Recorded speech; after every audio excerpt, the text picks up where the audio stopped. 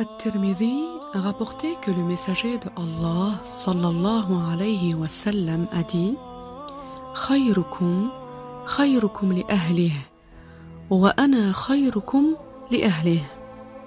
Ce qui a pour sens, les meilleurs d'entre vous sont ceux qui sont les meilleurs avec leurs épouses, et je suis celui qui est le meilleur avec son épouse.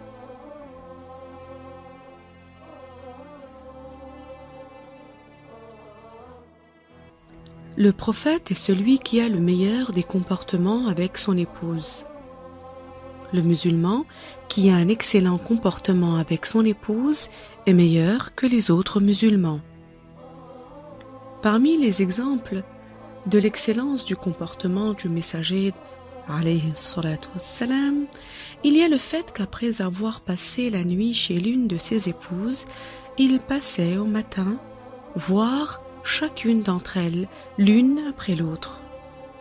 Il se tenait devant la porte de chacune et disait « Assalamu alaykum wa rahmatullahi wa barakatuh ahl al-bayt » C'est lui qui passait devant chacune de ses épouses pour leur passer le salam. Il n'attendait pas que son épouse vienne le saluer alors qu'il est le meilleur de toutes les créatures de Dieu, celui que Allah agrée le plus, sallallahu alayhi wa sallam. Prenons exemple sur ce comportement. Quelle joie introduit-il ainsi dans les cœurs de ses épouses par ce salam?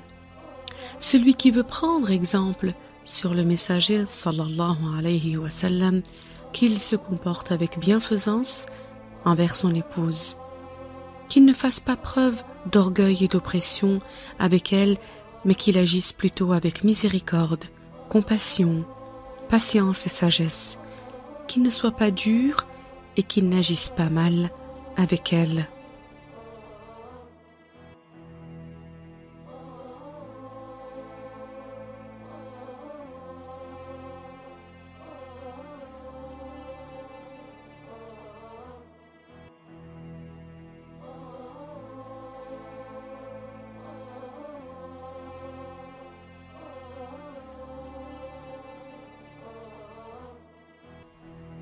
N'est-ce pas que nous entendons souvent que des maris frappent leurs épouses, qu'ils les humilient si elles n'ont pas cuisiné comme ils le souhaitent?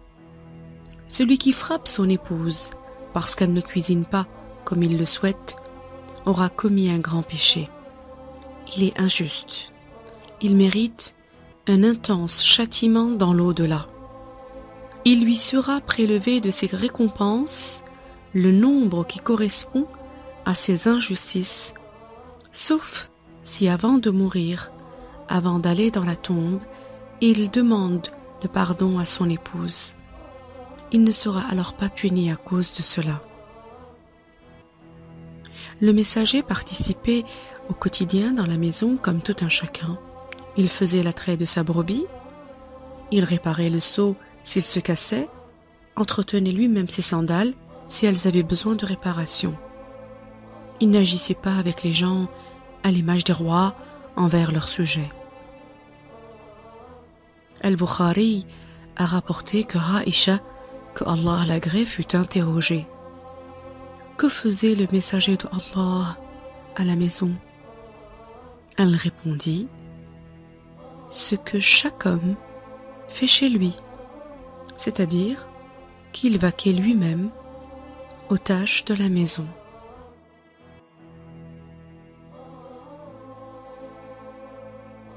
Que Allah t'élève davantage en degrés, ô Muhammad, ô mon prophète, toi mon messager, toi qui m'as enseigné le bien, toi qui m'as montré la voie des bien guidés.